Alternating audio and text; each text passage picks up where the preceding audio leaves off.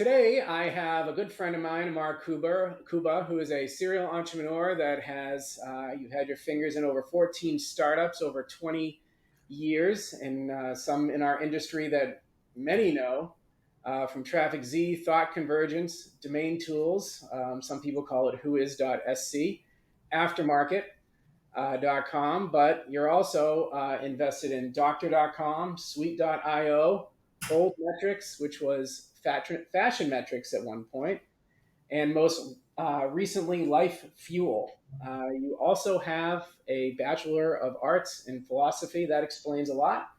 And you also graduated from law school.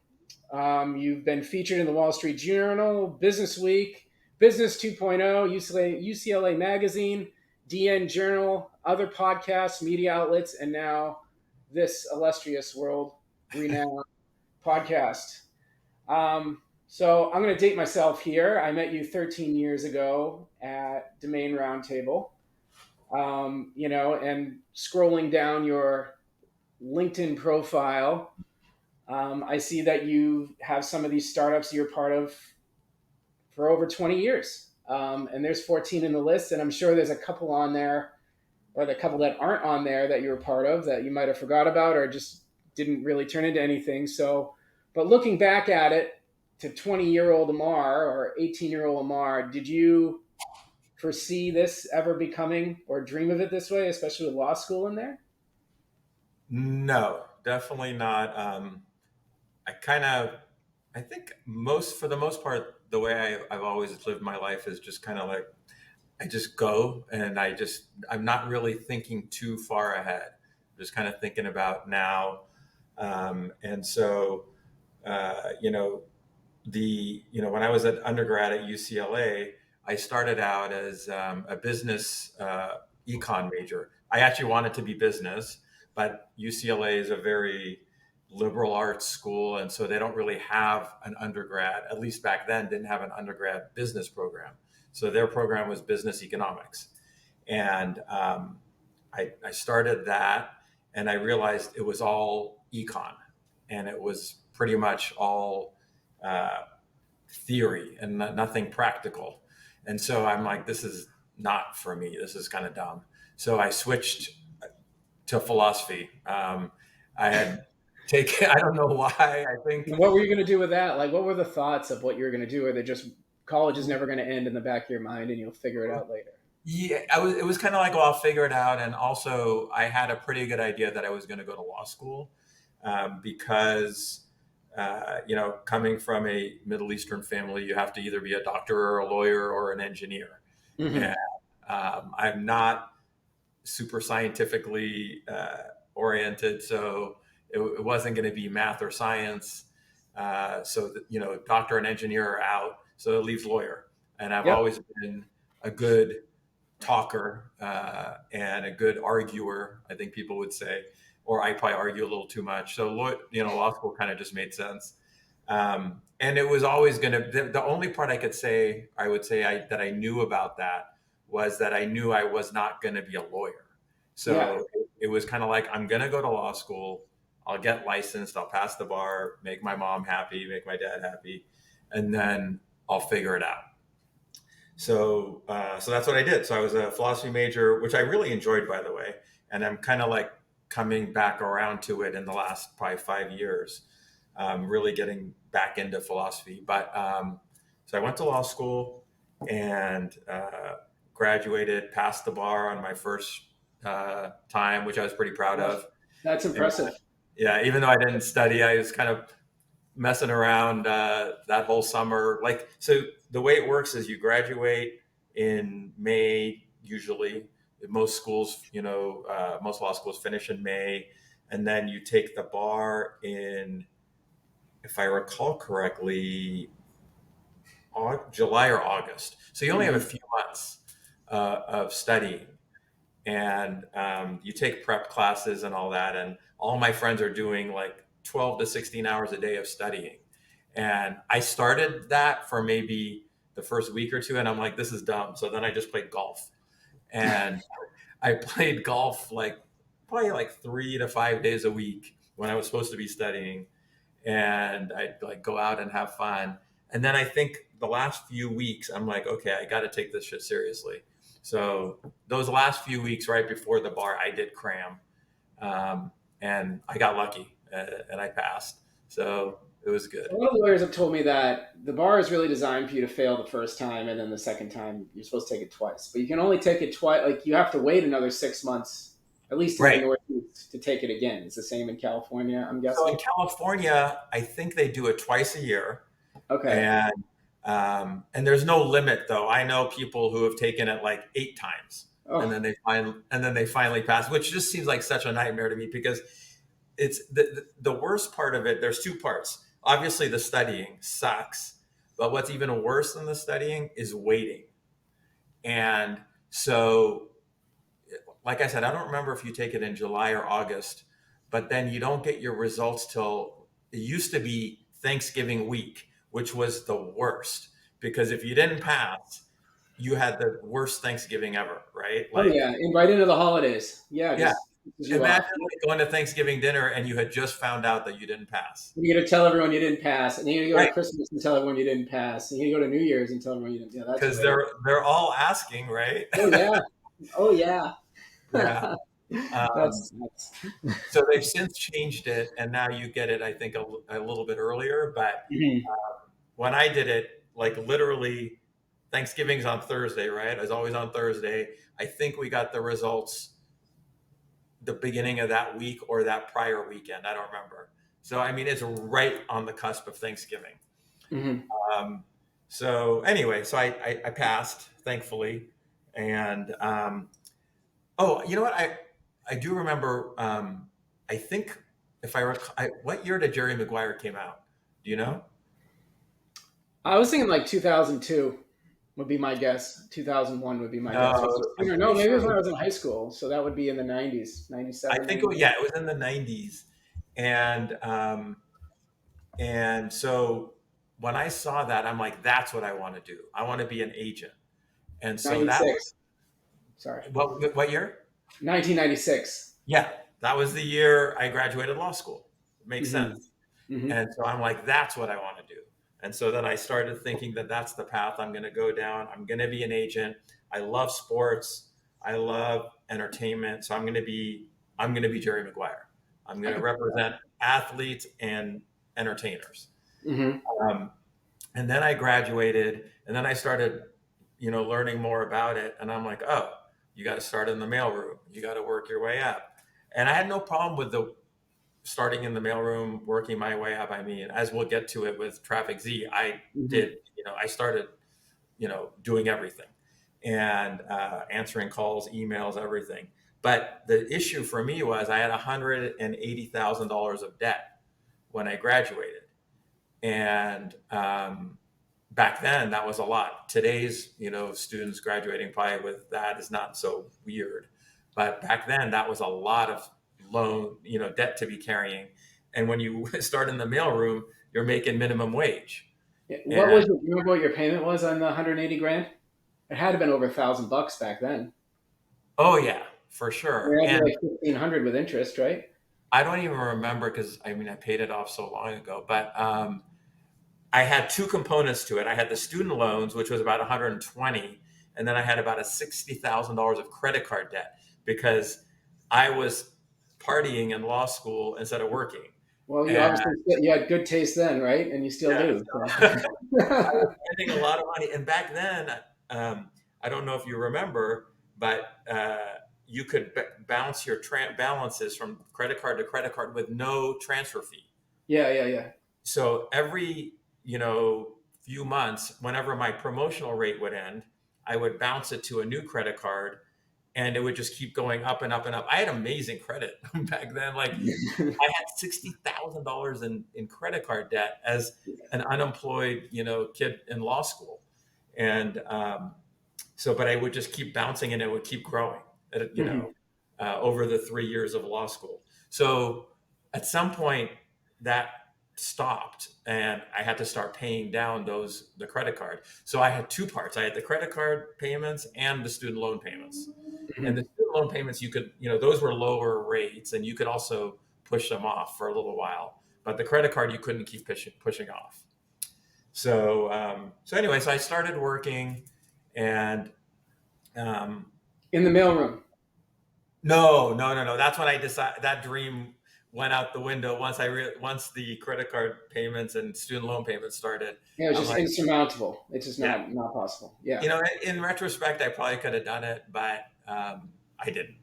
You know, Yeah. I You probably would have had to wait tables and do that or do something else on top of it. somehow, or my family didn't have money, so they couldn't help me with Yep. that stuff. So I just took a regular law job, and but it was different than what a lot of my friends did. A lot of my friends went to bigger firms and kind of did the traditional route where they were getting paid pretty good money, but I wanted to do something a little different because, like I said, I didn't want to be a lawyer. So I worked for an attorney who was more of an entrepreneurial type attorney. So You very found the perfect small. one. Yeah, it was just a few of us, and in the firm, but he would do stuff for like cash plus equity. Hmm. So I was getting paid a much lower number than my friends, but I had the opportunity to participate in upside, Okay. and and which I really appreciated, and I learned a lot from him. So that's kind of I did that for a few years, and then that's actually where I learned about. I got my first kind of introduction to domainers, and one of my clients, this lawyer allowed me to have my own clients Okay. separate from the firm, and so it's kind of like I could have a side hustle. Um, and one of my clients, who was introduced to me by a friend, had like 30,000 domains at the time, which he was like one of the bigger guys, but very, very under the radar. Hmm. And George Dickian? Is it George no, Dickian? No, it's not George Dickian. um, and he kind of showed me, like, initially he just wanted me to negotiate his sales and Yeah. do the contract, the purchase and sale agreement and the escrow. That's kind Hmm. of what I did, because as a lawyer you can do escrow. Yep. And so that's what I did. But then he kind of started teaching me about the business and stuff, and then he asked me if I knew anybody that could help him write scripts and write a program to help him manage. And that's when I introduced him to my future TrafficZ partner, who wrote some management tools for him. Do I And know Kevin Vogt was him? yes, you would have met him, I'm sure. Okay. But he was actually the initial kind of TrafficZ, Yeah. right? He built it himself, and before I even kind of came on, and he was running it for like the first year, and then and then that's kind of, and then I had a few kind of different startups before I went all in on domain. So then um, I had done a company where we were doing toolbars and affiliate stuff, and then Hmm. that was going pretty well. And then we kind of kept experimenting with different versions of that, and then 9/11 happened, and that kind of changed everything. And then we pivoted that toolbar into kind of a security software suite, and we were kind of trying to sell that. And then my partners in that, were always really more interested in nutrition, and so uh, Oh, and okay. then and they were always affiliate marketers too. So then they said, "Hey, we want to start. Our dream is to do a nutrition company, and we want so let's pivot this into that." And I said, I'm really liking this internet stuff, and so we kind of talked about it for a while. So we decided to kind of part ways, and that ended up being a mistake for me. Uh, but so they founded Quest Nutrition, And I Yeah. was actually kind of involved with them a little bit in the early days. But like I said, it was more not where my passion was. I was really interested in this internet, and at that point, really had gotten into domain names. So And before you keep going, so at this yeah, point in time, you're doing the toolbar, you're getting yeah, in with a guy from TrafficZ. yeah. Are you still with that lawyer who got you started, or did you kind of say, "Hey, I'm No, no. At that point, I mean, I guess I was probably still helping out a little bit, yeah, but it was very ancillary. I yeah, was starting to really spend all my time on my own kind of hustle businesses. yeah"? And then did he expect that to happen? And was he cool Um, about it, or is he he was mad that very you? cool about it. I don't know that he expected it to happen, but I think he kind of, and once anybody kind of knows me at a certain point, they're like, okay, this guy is going to want to go do his own thing at some point, right? Yeah, And yeah, so I think he could probably see it, like see the writing on the wall, right? hmm And but he was very supportive and very cool, and no issues at all. Have you spoken to him lately? No, what's funny is it's always one of those things. I know where his new office is, and I always think to myself that I want to just catch up with him. And Yeah, now maybe I will. Maybe I'll reach out to him today after we're done talking. there you Um, go. Sorry to interrupt. So keep going. So you no, no, were, he really was a very important part of my life, and so I feel very indebted to him. yeah, But like I said, we left on great terms, and there was nothing bad at all. And I actually, like you were asking if I kind of was still working with him. So I was still working with him until he found somebody else to kind of bring in okay, after me. yeah. So you did it the right way. Yeah, and then so then with the guys from Quest, they were really starting to get in on the Quest thing, but it wasn't taking off. And I'm like, hey, I'm really into the domain thing. They weren't really into the domain thing. So kind of that's how we separated.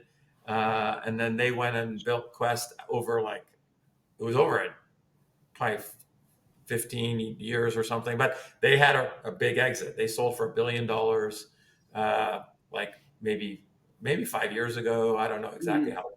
And I'm still friends with those guys too. I actually just went to the guy's birthday a couple of years ago, and it was a lot of fun.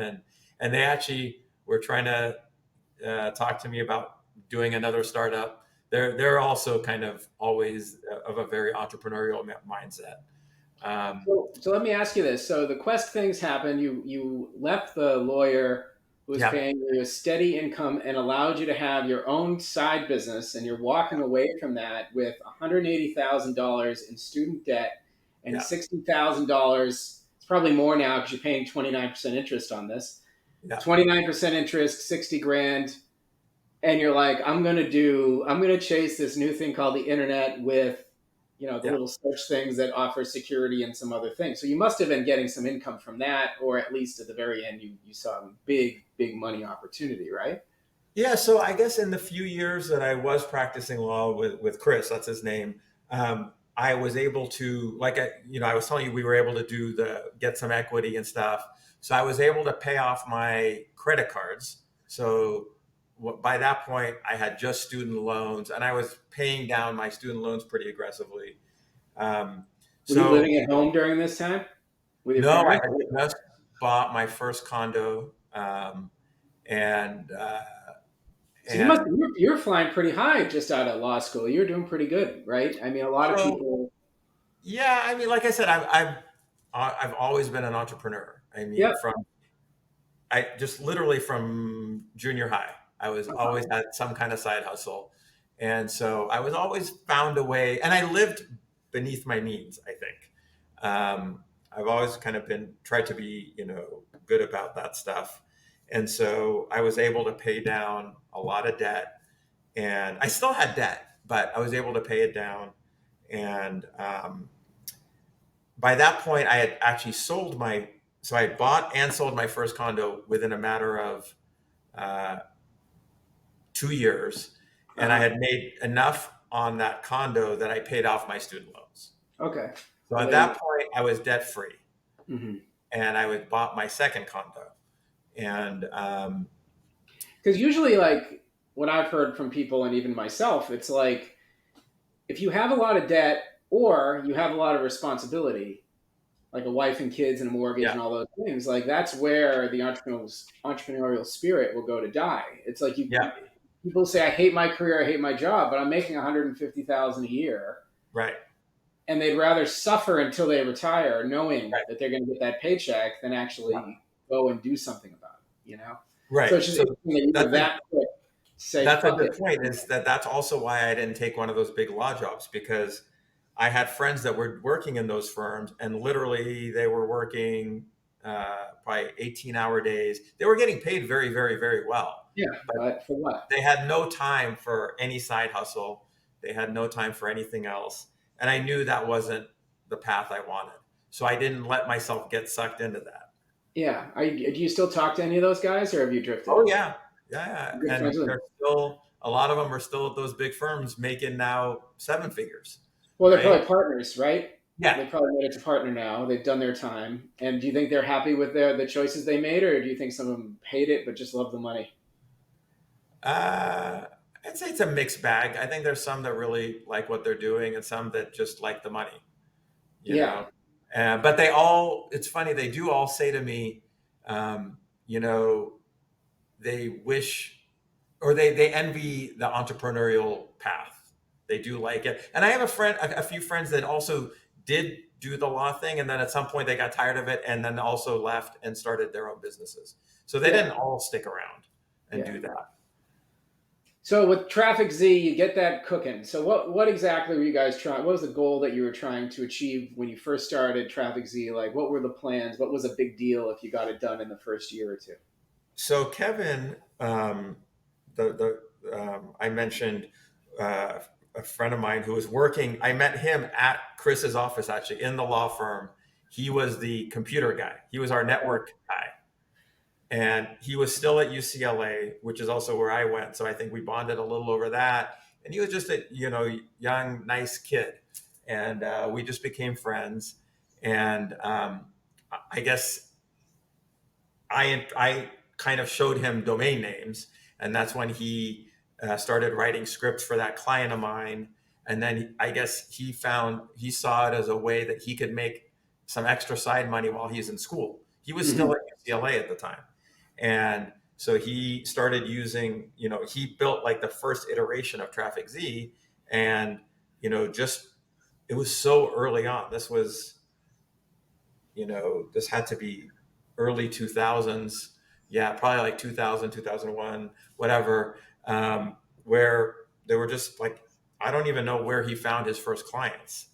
And other than the client that I introduced him to. But he started building up clients, and he was using a secondary Yahoo feed from somebody else. Okay. That's how he started.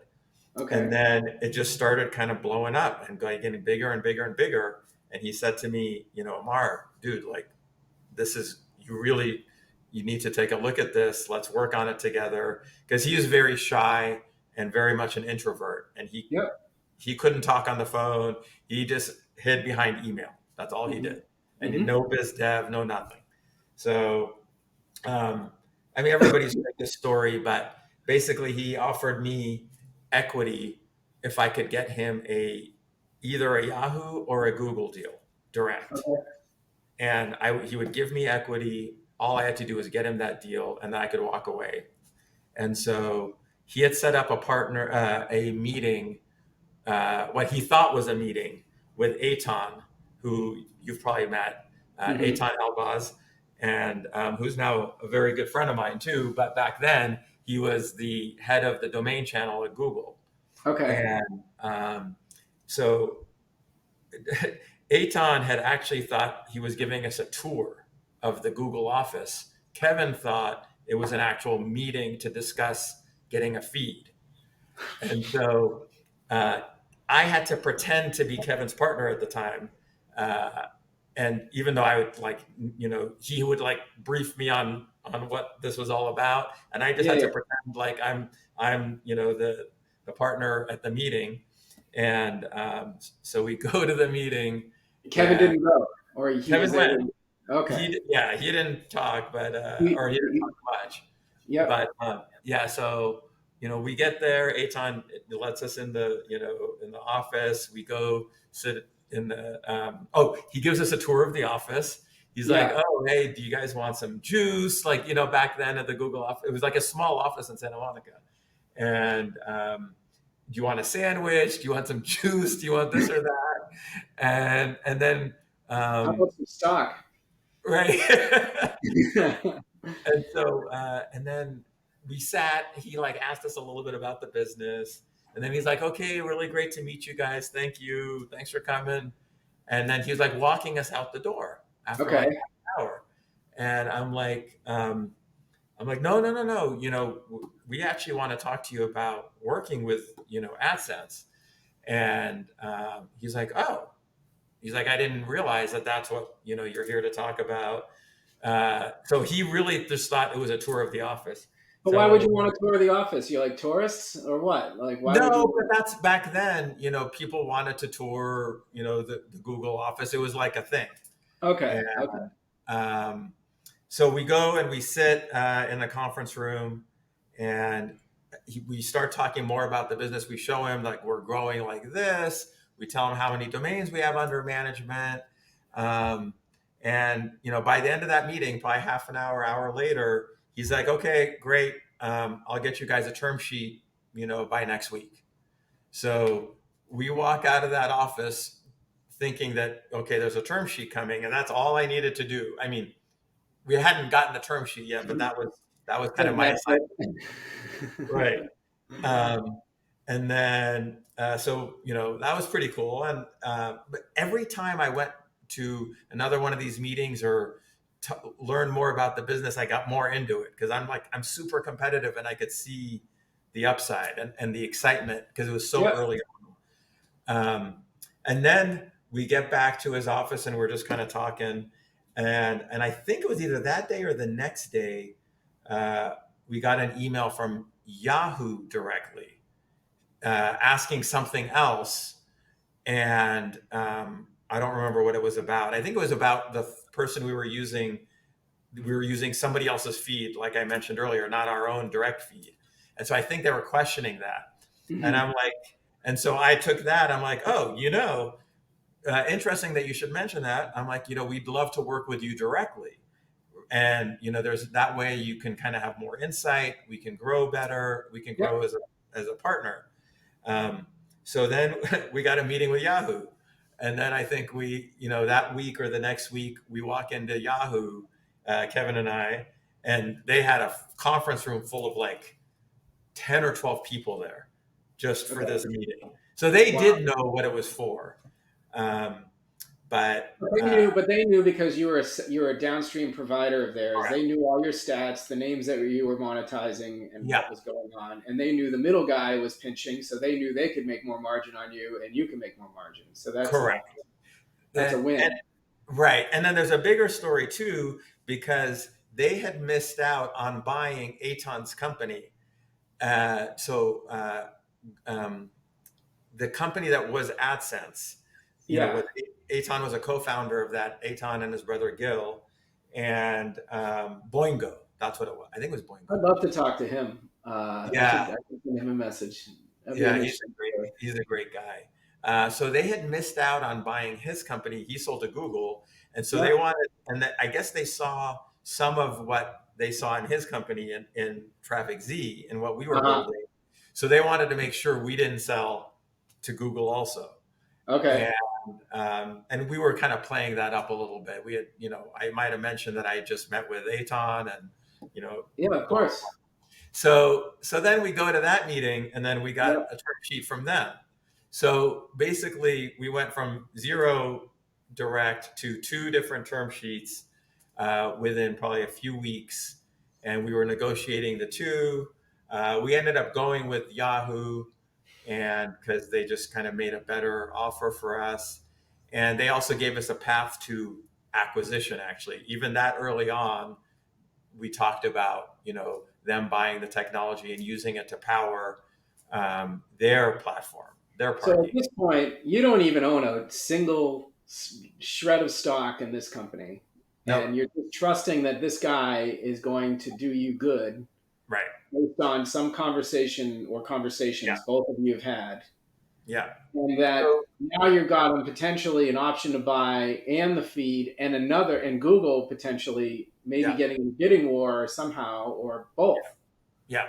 So how do you So approach that without sounding like a pig, or how does he approach it with you, trying to negotiate in good faith as to what he's put into it and what you've right. accomplished and what you were expecting, which is fair? How did that work out? Right. That's a great question. And as most people who know me would know, I do most of my stuff on a handshake, right? It's like Yeah, you only generally my my best advice to anybody is only do business that you with people that you like, yeah. right? And it really that's a really important lesson I think that I've learned.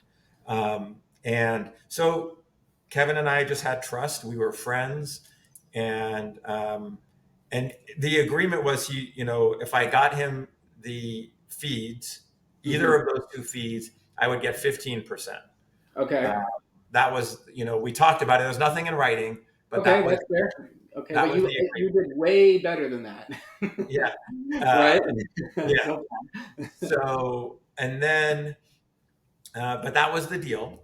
okay. And that actually stayed the deal for a while, even though I ended up like kind of going all in. Yeah. But then we kept growing and growing and growing, Yeah. and we got to a point where we got an acquisition offer from Marchex. Okay. And if you recall Marchex back then, um, Well, Marchex bought the Yang portfolio, correct. right? And Did they then they have were their own building on parking top. feed? And they had their own parking feed, right? Or was it yours they used?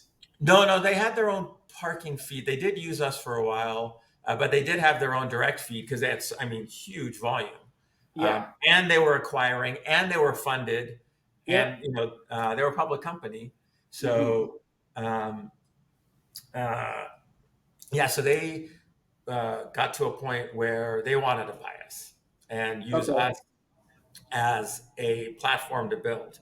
Like we were always building to be kind of a platform company so that we could grow by adding different pieces, different parts. So Uh, let me ask you this. So when right. Marchex offered you X amount of dollars for your business and for TrafficZ, Yeah. okay, what was happening in the business right now? Were you doing mostly on your own portfolio and like arbitrage and things like that, or were you offering parking to the masses like This was Cito? almost all third party parking. We didn't start building a portfolio really. We actually never really built a big portfolio. We had a decent portfolio by the time all was all said and done, but most of it was just other people's domains. But we did such a good job, I think, at least monetizing, that we were growing like this. Yeah. Like it was pretty much hockey stick. So you were things were rocking and rolling. Marchex sniffing around. They want to buy you guys. What year is Yep. this? This would have been 2005. Like six, seven, 2005. I think it And was then 2005, out of, you don't have to answer this question. What kind of revenue were you guys doing in '05? Do you think on a monthly, or you have I no idea? really, I'm not being quite, I don't remember. It was, but we were just, it was more about the growth rate than, I mean, we Yeah. were doing good revenue, but it was more about the growth rate. Okay. And then how many customers do you think that you serviced at that point in time? Hundreds or thousands, do you think? Probably thousands. I mean, Yeah. back then, I guess going back to when we started, so it started out just Kevin, just Yeah. one guy in one office, rented office in a law building, a suite, Yeah. the law suite, and then he convinced me. So then I got an office in that same building, and then I was doing all the emails, customer support. I was answering the phone. I was writing checks, and I Yep. was sending out hundreds or maybe a thousand, probably by that time, 1,000 checks a month. Uh, Okay. I was doing the bookkeeping, like all the operational stuff. I Okay. was That operations, was Kevin you. was tech. And you were getting a salary on top of the equity that you got from him? Yeah, yeah, Yeah. yeah. Okay. Then I was getting salary, and then and yeah. Plus, I guess, like I said, I had the equity too, so we Yeah. were doing well. Well, Yeah, and we were pretty much reinvesting most. I think probably all of it at that point, you but get dividends or reinvest the we dividends were or whatever. reinvesting. Yeah. Yeah. And then the Marchex thing happened, and then we didn't end up selling to them because Yahoo had a right of first refusal, and it's long story, but Got at that complicated. point, I'm like, Kevin, this is a real business now, and I deserve more than my 15%, and so then I became a real partner, Okay. and um, and then we were off to the races, and that was in 2000, let's say, six by that point. Okay. How And many people were working there in '06 or '07? we were probably, so when the Marchex thing happened, I think we had grown to maybe 10 or 20 people. Okay. And then we outgrew the building we were in because we kept getting more and more offices. They're like, we don't have any more offices to give you. Okay. So we, and then this is the cool part where it's full circle. We moved back to the building where I started my legal career with Chris. Oh, I really? started with Chris on the eighth floor. There was an opening on the ninth floor. So we took the entire ninth floor, I think, and we also put our name on the building. So it was really pretty cool. So you could see thought convergence from the freeway, from the 405 freeway, one of the Okay. busiest intersections in LA.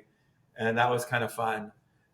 So we moved into that building, and then we actually took another suite on a lower floor too when we were building out another uh, part of the business.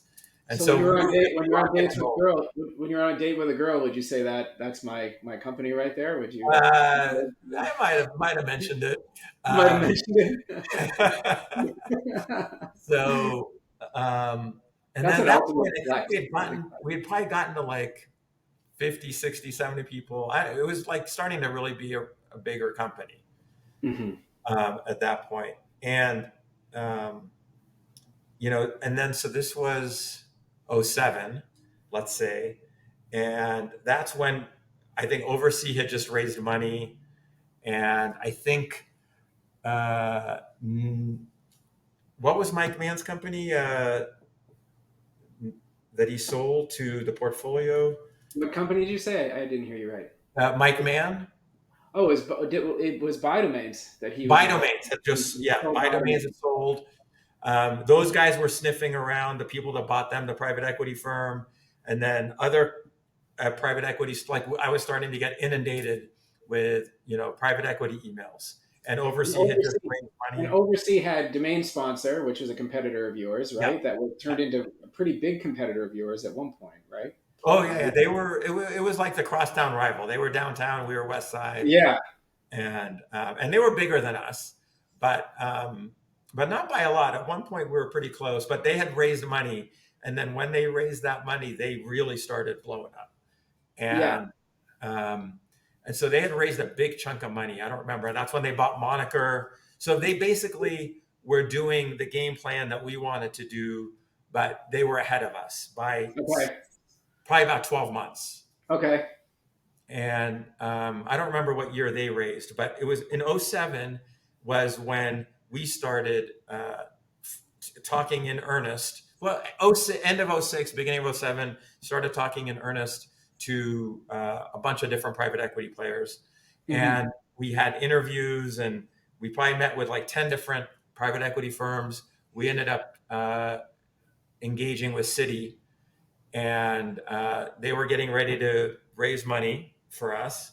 And we had this whole plan of being a domain ecosystem. And at that point, we had TrafficZ, which was crushing it, and we were building aftermarket, Hmm. and we hadn't started on Agreed yet. Oh, and we had leased this, so we were one of the first to kind of go down the path of domain leasing. I And was looking at the Wayback Machine on that. It almost looks like a park page with the Flash square, and it just talked about domain leasing in a couple articles from like 2007, 2008. I thought that was yeah, I mean, it was a real business. We were too early. That was yeah. kind of we were definitely too early on that. But I I think if we had done it today, I think it would work. You Yeah. know, and because it's still nobody's still doing it the way we were approaching it back then.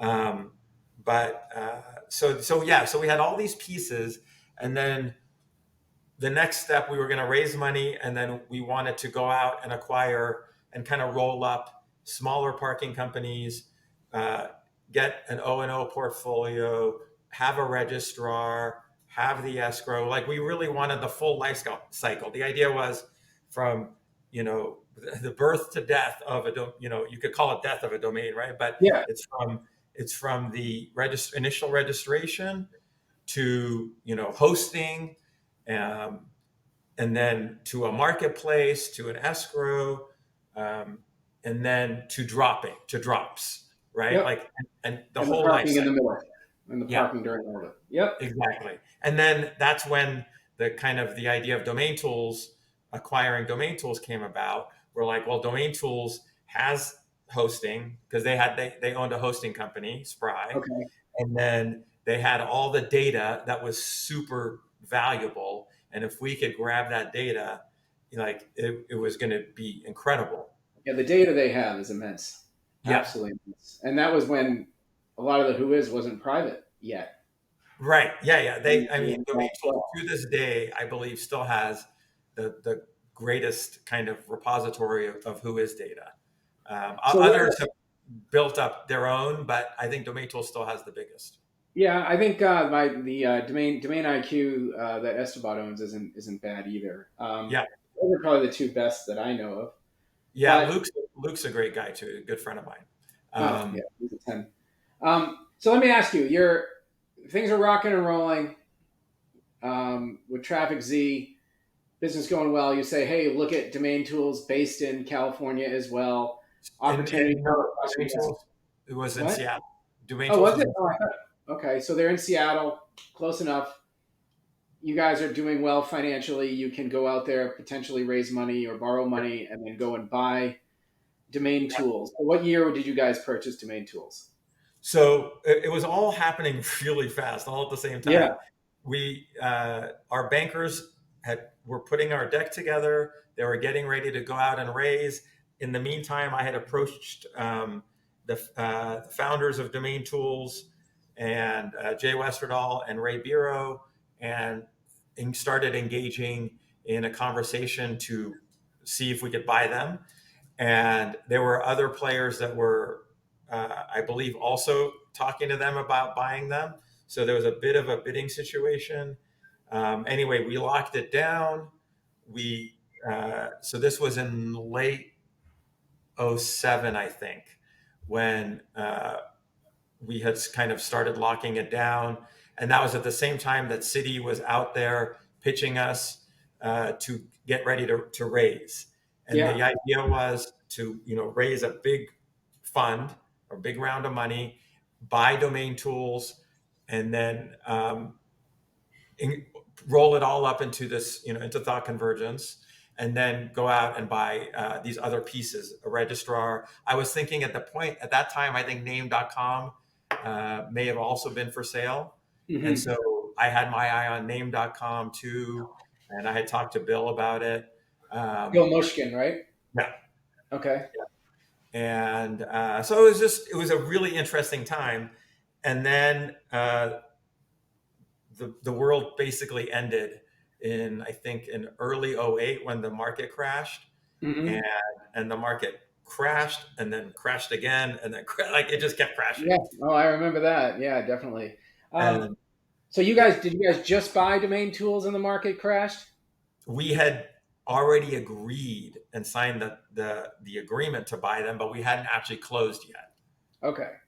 So were you So saying potentially fuck it? Let's just not honor our yes, deal? we That were was thinking about, like, there were outs that we could have gotten out. But I'm a risk taker. I've always been a risk taker. And I'm like, fuck it, let's go. And we did. We went, we bought it. And, you know, uh, I guess the rest is history, right? So we went through, we bought it. It came with domain tools, it came with the hosting company, and it came with Domain Roundtable, which I think you might have mentioned already, or maybe that was before we got on. That's where you and I met at the Domain Roundtable conference, which was owned by DomainTools, which Okay. then we owned. That's what I was trying to figure out how or why on earth did you get in the conference space? And then Yeah, you did the one in the Bahamas as well. I remember yeah, that. yeah. We did. Um, I think we did 3 or 4 of them after we bought DomainTools. We did okay. San Francisco, I think San Francisco, Washington D.C., Bahamas, and we might have done Seattle also. Okay. So yeah. So you have Domain Tools, which, as we both know, isn't a very cheap service No, to pay for as a domainer to pull reports, look at who is, do yeah. whatever people do to use the product. It's not inexpensive. Back And then then it was. Back then it was oh, cheap. it was.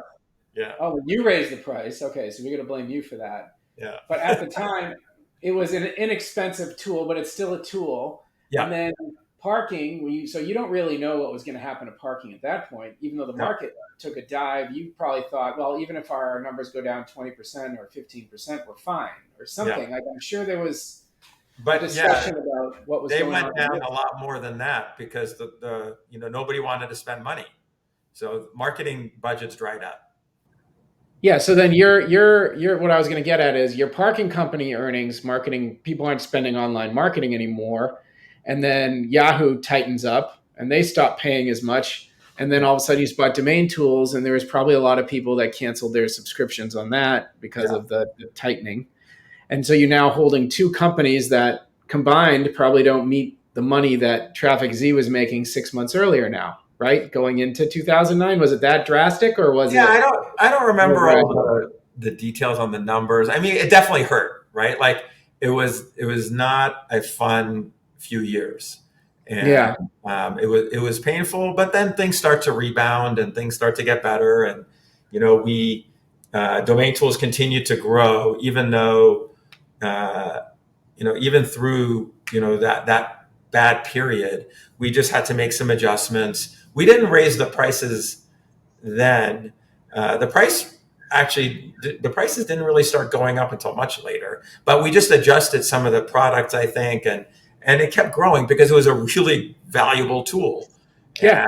and it was a great tool. We did better marketing around it.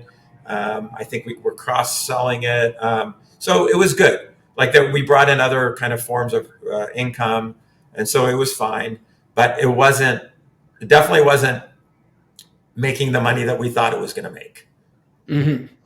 And then And integrating it into TrafficZ was probably a little more challenging than you anticipated it as well, yeah, or yeah. you're I mean, still because missing it was people. an office in a whole other state, Uh-huh. and that was a challenge.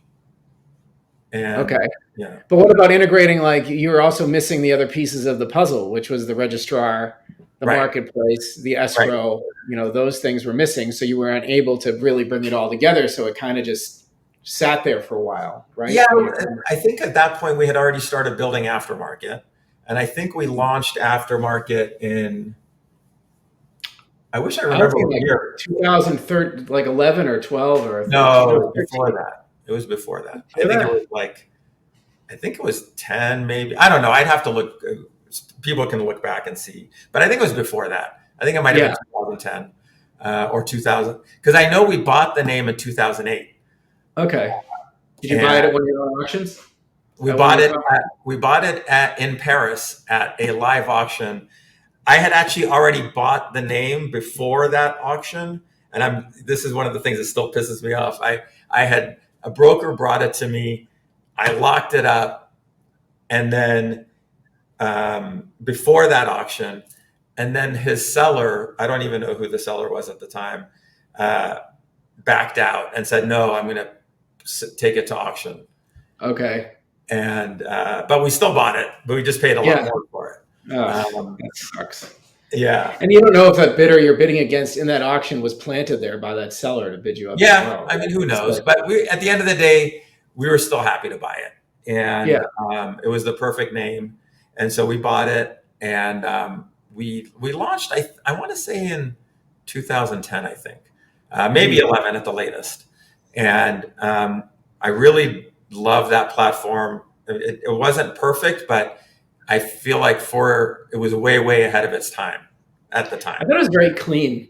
I Yeah. remember going through it and what you did and the way you did it. I thought it was a very clean and easy to understand marketplace. And I think a lot of I think like if you look at GoDaddy now, and sometimes when you click on a name and it opens to say, and it's going to register it and it has the Yeah. keywords or the mini description pointers of what makes it valuable, and then you can add it to your cart. It reminds me a lot of Yeah. aftermarket. Yeah. I think we were the first ones to really bring in a lot of data. And that's where domain tools came in. Mm-hmm. We were leveraging the domain tools data for aftermarket. Okay. Um, and then, it got some traction. It never, in retrospect, the reason I think that it wasn't as successful as it could have been is because we never had the registrar. And that was kind of, I feel like that was always the missing piece.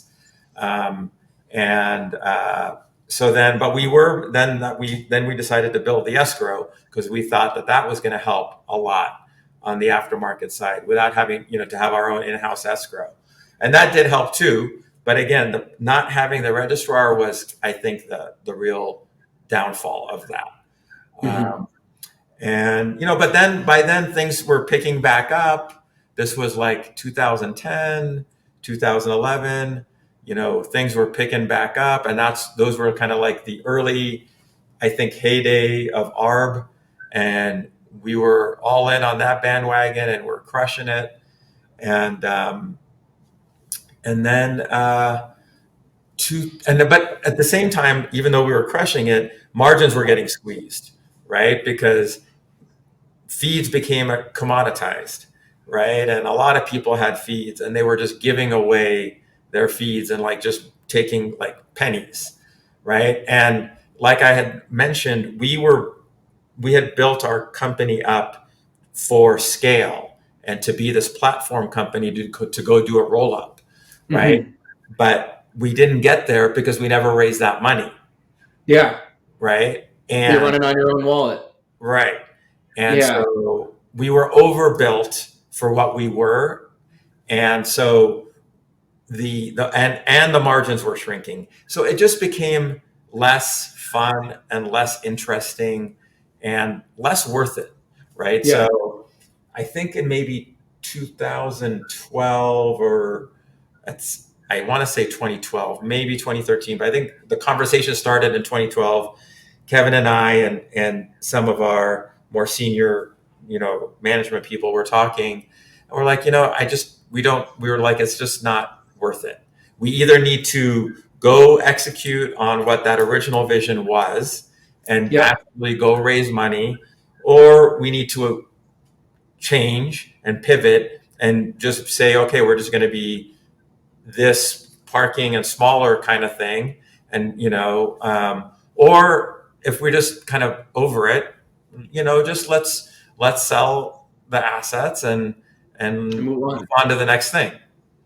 So, do you think that our kind of caused the margins to get a lot smaller because the quality of traffic probably went down sharply? 100%. And Not just the quality of traffic, it was also the volumes were so big, and there were people that were able to sustain on, they, like I said, it was because we were built for something different. yeah, So if we had been, what all we needed for ARB was just, probably 5 people, right? But we yeah, were 65 people or whatever number we were, right? So we were just overbuilt. And so, um, and so what happened was the people that were just taking a lesser cut because they could afford to take a much lesser cut and still be very happy, right? and they were nimble. Yeah, Yeah, and then that similar happened to Domain Sponsor around the same time because Oversea kind of imploded on itself as well yeah, for various reasons. And I think they had the final nail in the coffin was when they put the new like system on, the new moniker came out and it just collapsed and everyone yeah. transferred their names out, and then Domain Sponsor wasn't doing well, and then their domain sales weren't doing great, and then things started Yeah, to I mean, because they got really, I mean, you could call it lucky or unlucky. They raised right before the crash. So their Mhm. investors got screwed, Yeah. or at least that's the rumor, right? And I can't imagine you call that a success after Yeah, 2009. Going up right. to 2009, I'd probably say it was, or 2008. But after the Yeah, fact, that was a yeah. pretty They bad put in so show. much money, and then that's when they bought Moniker from Monty, and they paid a lot of money for that. And then they bought Snap. They bought Snap names, right? Didn't I they don't buy? recall. I think they owned And then Snap, yeah, or and then maybe Webb bought it later on, right? maybe. Yeah, I feel like I don't know. They bought a lot. They spent a lot of money Yeah, and acquiring things, and then yeah, like you said, and then the market just started, being bad, and then nobody, and then the investors aren't happy, so they're making noise, and then it just creates problems, right? So that's the part where they were lucky. Fred and Lawrence were lucky that they sold when they did, but they were yeah. unlucky because now you have these big investors on your cap table that aren't going to be patient or not too patient, and they're going to put a gun to your head and tell you got to make these changes.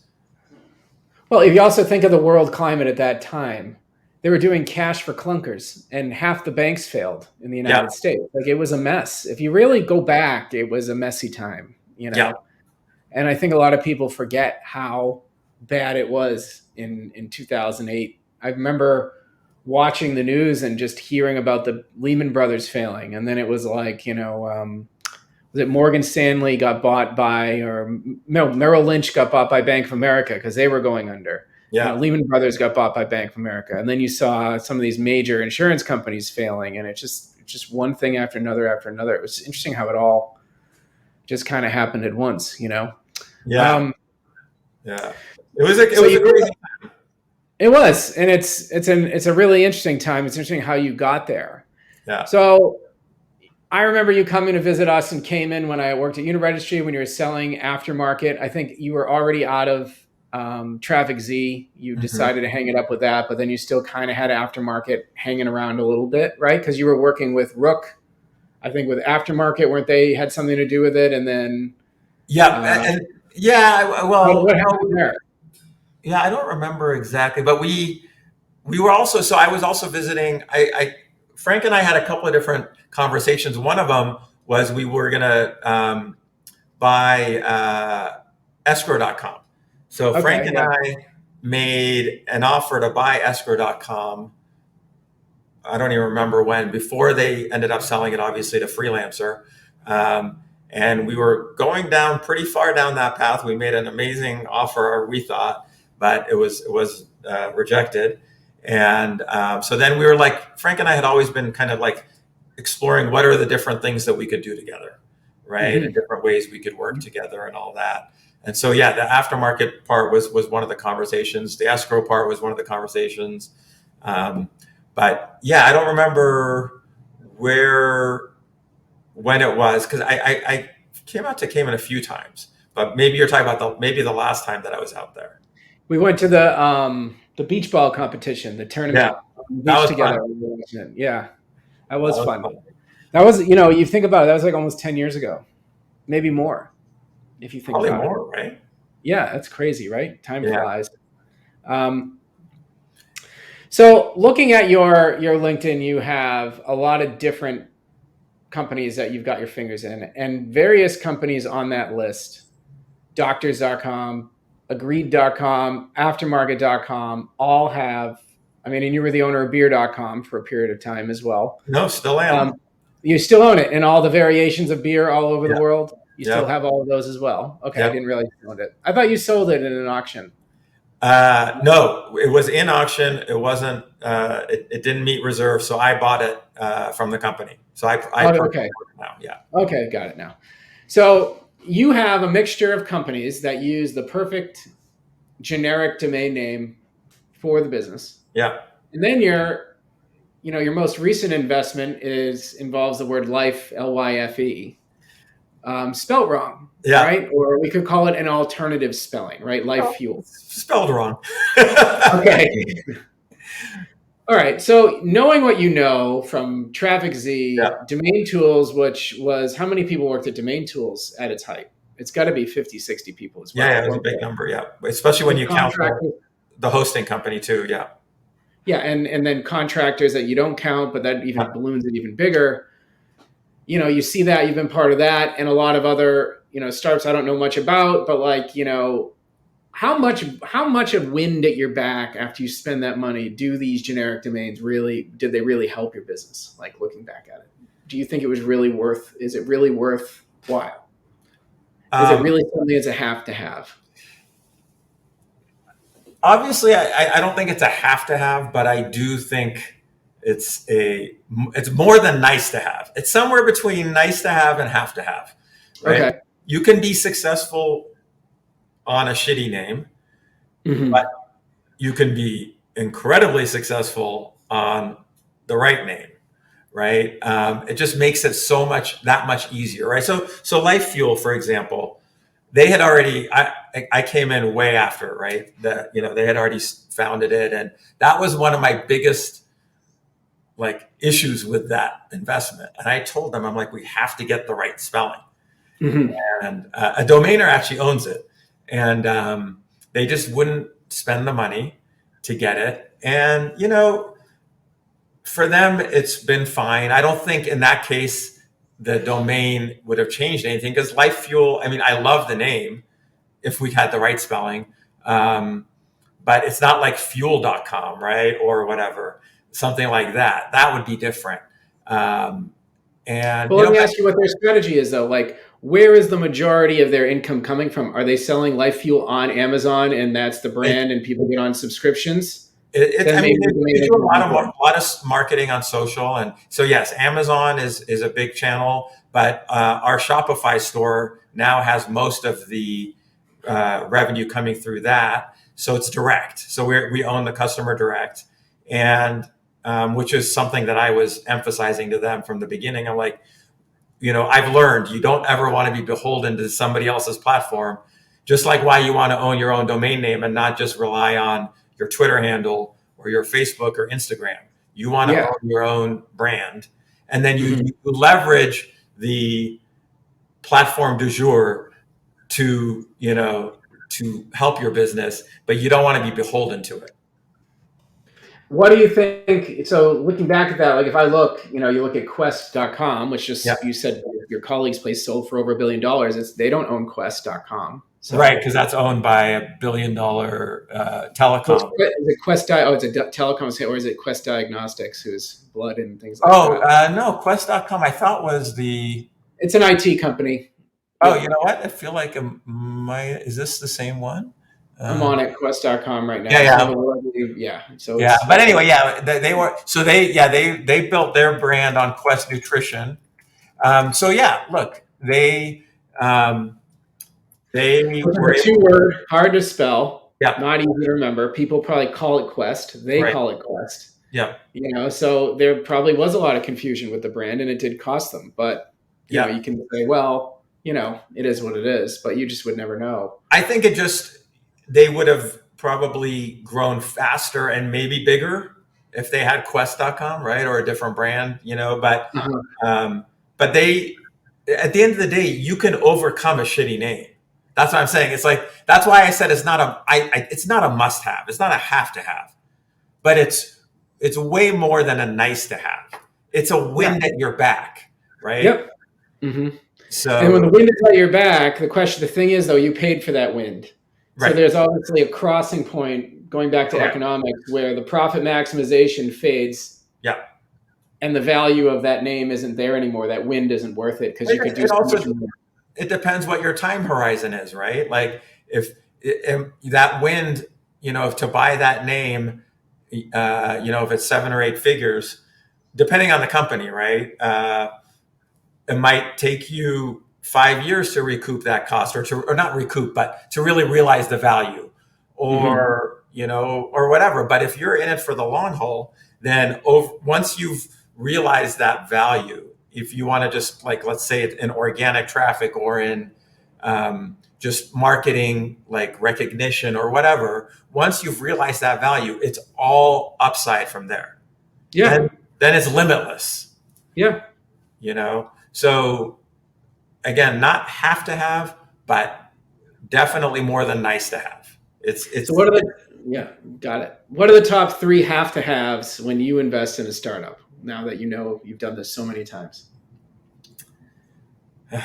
Um, I would say first and foremost is the people, Okay. right? Having the right people, uh, Hmm. the right people that you can trust, B, have a good head on their shoulders, C, maybe understand kind of the market of what they're trying to, the product and the market of what they're trying to do. Hmm. Hmm. Um, the next thing would probably be actually having a product that people want. It might be a great product or a great service, but if people don't want it, then that's not Chuck going to it. be a successful business, Yeah. you know? And then three, this is something that I've only realized, I think I've learned more recently, is that I need to give a shit about it too. Like, if I'm going to spend my time, then I want to care about it and be interested in it. And Hmm. so the life investment, that one I works because I'm very passionate about nutrition and health and wellness and so that one makes sense, right? But let's say Bold Metrics, which started out as a fashion metric, I invested in that because it was my friend's company. Morgan and Dana are amazing people, right? And so that's an example of the amazing people, very intelligent, and they did have a great product, and they do have a great product, right? It's gotten better. Hmm. There is a demand for it, and the demand is only bigger now, right? So it meets two out of those three criteria. The third criteria, I'm not passionate about it. I'm not passionate about online sizing, right? Yeah. Um, Yeah. it- but I am very supportive of them, and they're crushing it, and they're doing Yep. well, and I think that'll hopefully end up being a good investment, right? But Mhm. that's an example of like I just something I've learned more recently. You have to Got have it. all three. Understood. And Yeah. so life is what you're spending most of your time on these days? No, no, not at all. Most of my time these days is domain names and pickleball, And and pickleball. yeah, and we're building a house in LA right now. So those three things take a lot of time. Got it. So let me ask you this: when you were when things weren't going great, or even now, Uh huh. what did you do to keep yourself motivated? What do you do to keep yourself going every day when you wake up in that morning and you know you're going to walk into a mess at TrafficZ or you're walking Right. into a situation? What did you do to I keep think yourself on point? it was different then than it is now. Um, then I think I was not as great at handling the stress, but at the same time, I've always been an optimist, Yeah. and I love challenges, and I don't give up, and I'm not afraid. I'm not afraid of losing or failing. So that's Hmm. I guess that's what kind of how I handled it. It was just like, okay, if this doesn't work, then we'll try that. If that doesn't work, then we'll try that, and it's Uh-huh. fine. And I know no matter what, like I'll be fine, You'll right? you'll find a way, and Yeah, that motivates you. yeah. Well, what motivates me is winning. Yeah. Is so if I have this roadblock here or if this doesn't work, what motivates me is finding what does work and then winning. Got it. And then, so you gave up golf after you became a lawyer, or when was the last time you played? I didn't Yeah, know you played golf. I was playing golf in law school, right? Because that's what lawyers are supposed to do. Uh, Yeah. but prior to golf, I mean, most of my life I've been a tennis player. I've been Uh huh. tennis and ping pong and racquetball. So I've always been a racket sports guy, and I've always loved the gym. So I like going to the gym and lifting. Um, Hmm. but yeah, once I started practicing law, I kind of didn't really play much golf. And at that point, I think I just kind of mostly went to the gym. I didn't even have time for tennis. Hmm. And then just this year, I started playing pickleball. And so kind of gotten obsessed with that. But the constant throughout my life, I guess, since law school or end of law school has been domain names. I literally cannot go a day without thinking about domain names, looking at domain names. I just hand regged a name last night because I'm playing in a tournament this weekend, and I hand regged a team name for my partner and I. So I bought. You got to share it. What is it? I'm gonna share it. Oh, So I'm sorry. it's I registered Banger and Smash, which is a play on bangers and mash, and because the way we play our team, like in pickleball, I don't know if you're familiar with it. We've talked about it a little bit, right? There's people that are bangers, and then there's people which just means like all you do is hit it hard, right? Yeah. And it's usually not a great strategy because you have to learn the art of the dink and the soft game. But my partner and I haven't learned that yet, so all we do is just hit it hard, and we're trying to learn the soft game. So, so I thought that was a pretty clever name for our team.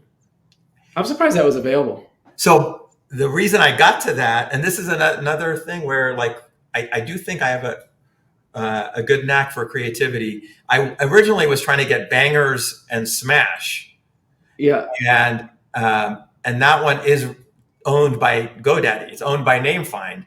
Okay.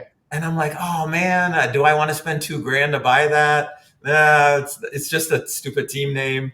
And then I'm like, well, but actually, it's better to be. It's kind of like, and then I was thinking Tango and Cash, and so that's where I got to Banger and Smash, right? Like each of us is going to be one of those, and then I think it actually works better than Bangers and Smash. It's just Banger and Smash.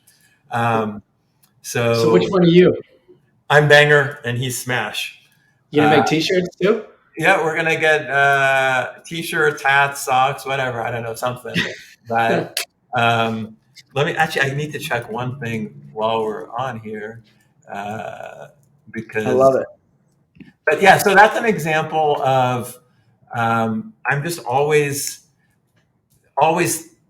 thinking about domains, right? And I'm probably looking at auctions every day, and if not every day, definitely every week, right? Because sometimes I'll go in a phase of like, okay, I'm not buying anymore, and then I get sucked back in. So it's just impossible. It's an addiction. It's impossible to not love domain names. Mm-hmm. I agree. I think it's interesting for myself as well, and then other entrepreneurs I've talked to about what they do to kind of like manage their stress levels and kind of keep, I guess, keep anger levels down and keep a level head about what's going on. And every single one of them to me that I've met that are very consistent in their lives, obviously like with kids, you're doing activities with them, but that isn't like your pickleball, which what you're passionate about. It's like, I play golf once a week usually. Yeah. And then it's like, I go to the gym 3 or 4 times a week. And it's like, I don't jump out of bed at 6:30 in the morning and say, yay, I'm going to the gym. Yeah. But it really helps me when I get home and I'm ready to work, I'm ready to go and I feel good about myself. And the days that I don't go, especially if I don't go for like a week straight, I feel flabby and I feel tired and I feel you look amazing, let me tell you. I don't look amazing, but I mean, I'm going but I go, and I go and I suffer, and that's, I got to start playing more pickleball though, then I'll. It'll definitely get you in shape. But the thing I was going to say where I started, I was saying I didn't used to handle stress so well. I think I handle it a lot better now. And this kind of comes back full circle to where we started. I've gotten back into philosophy, and as you know, I'm really into stoicism.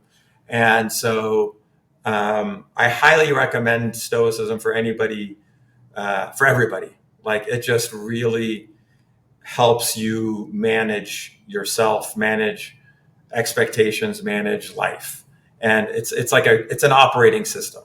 And I'm still learning, but that's, I think, helped me keep me sane through COVID, through all sorts of things. Life is amazing right now. I have zero complaints. I'm just probably happiest I've ever been. The early days of domains were more fun than now. Yeah.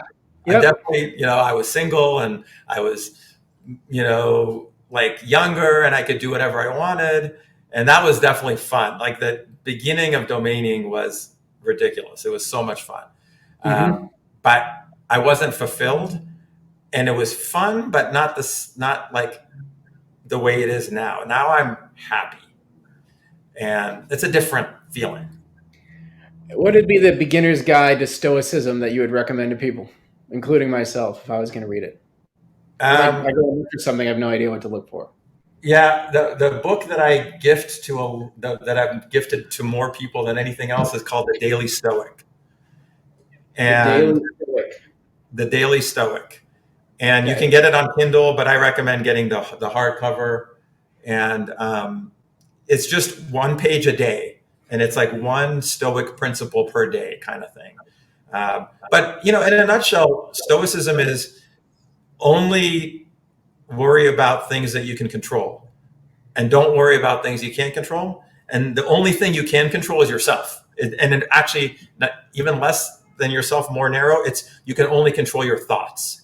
You can't Yeah. control your body because like something could happen to you, and you might your health or whatever. You can't control that, but you can control what you think and how you react to it, how you feel about it, and all that. So, and Okay. everything else is just noise. It is. I mean, that's it. And I think, do you think part of it with you is the age? Yeah, Is getting you that probably. way? Yeah. Probably. I'm getting to be an old fuck, but I still move around the pickleball court pretty damn fast.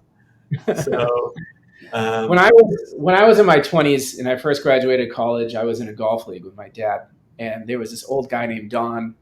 He's passed away now, but he was a really nice. He was an engineer, really intelligent, did well for himself in his life. And I asked him, I'm like, now that you're in your 70s, um, what was the best time in your life? And he said, I really loved my 40s because I was still young enough to do whatever I wanted. But when I entered into my 40s, he's like, I really just knew who I was. yeah, And I knew what I enjoyed, what I didn't enjoy, who my friends were, what the expectations of me were. And it really gave me this like really great feeling about life, just knowing all of those things and then being able to just go to work, do my thing. I had money in the bank. yeah, There was none of this, all this extra stuff that kind of faded away. So my kids were old enough.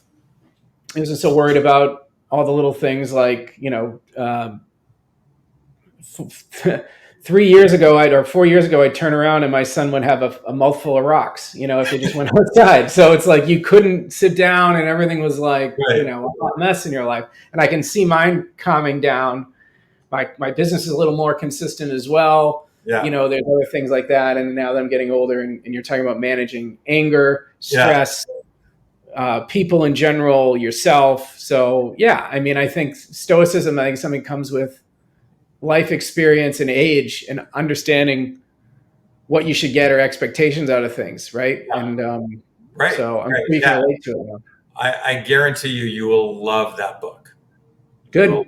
I think I need love it. that book. Yeah. So yeah, dude, everything's great though. Like I think that was a good point, right? That once you start to kind of know yourself better, and um, I think that's a big thing. That probably does come with age. So and with experience, having some challenges. We've all had challenges. We all have challenges. If anybody who says it's all been up and to the right is probably lying, right? Like we've all had challenges, and life is like this, right? And as long as at the end of the day you're up and to the right from where you started, then Yeah. you've been successful. But this stuff is actually part of what makes it worth living too. It's fun. It's like it doesn't feel fun at the time, but it's fun. Well, the dips make the highs much better, Yeah, right? And yeah, I think looking back at my life, my 20s were relatively tumultuous in a lot of ways till I got into my older 20s. But your early 20s, you leave school and you don't know, everyone's just like in this thing. And some of your yeah, friends already have great jobs or great opportunities. You don't know what the fuck's going on. You're like in a washing machine at first, like you yeah, want to do business, then philosophy, then law, yeah. and then getting into parking, Right. which is like, Yeah. most Right. And of yeah. the world has no idea what that is. They're going to think you own a parking garage, right? It's Right. just, so you just Yeah. tell people advertising, Right. and it's pretty amazing. So looking back at all of this in the 20 years, you just never in your life to end it with the beginning you thought, what was it if I saw 8-year-old Ammar with Yeah. bows in his hair. Lots of hair, yeah. Tails. What did you say? You want to be a fireman, a football player? What was it that you thought you wanted to be? Or maybe when you were 12? Oh, man. Like I said, I've always been an entrepreneur. So I would tell you when I was 12, I would have told you I was going to have a business. And in fact, I did have a business when I was 12. Like I was selling bootleg software on Craigslist back then. But back then I didn't understand it was illegal. Yeah. Right. I had just discovered computers. My dad got me an Apple II and I had just discovered computers and I'm like, oh, I can copy this. And so I was buying back then there was a word processor called Bank Street Writer. It was before Microsoft Word.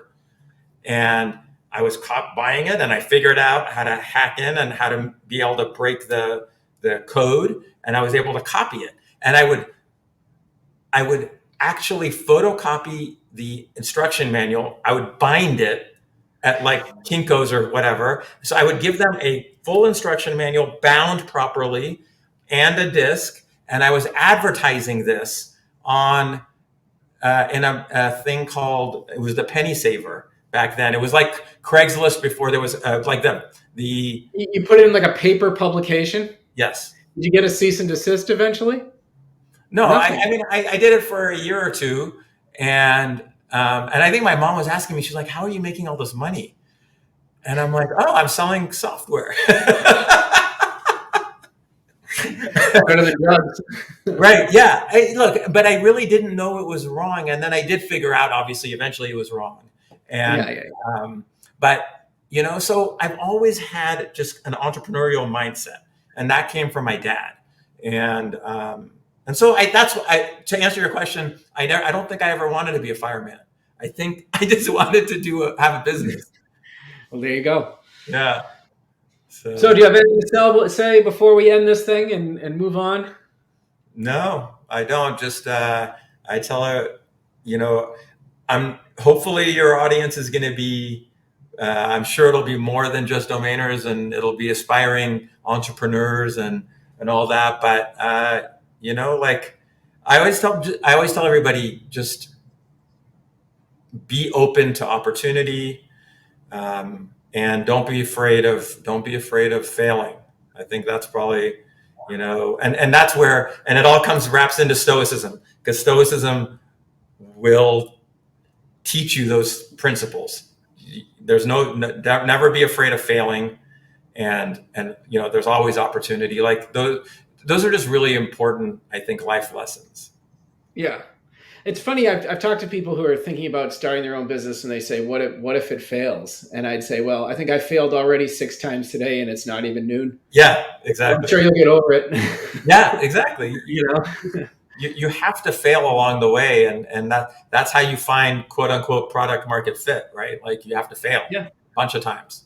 Yeah, absolutely. Yeah. All right. Well, hey, always a pleasure. I wish you lived closer, but I'll be seeing you at the ICA event. And are you going to have a pickleball tournament you've mentioned? I'm going to have to practice. Yeah. I didn't know this, but apparently they are going to put together a pickleball tournament. I think I'll be in charge of setting it up because I'm out here in Vegas. So yeah, bring your paddle. Count me in. All right. Count me in. I'll definitely give it a go. And I don't know if I can take on Smasher and Banger or Smash and Bang. Banger and Smash.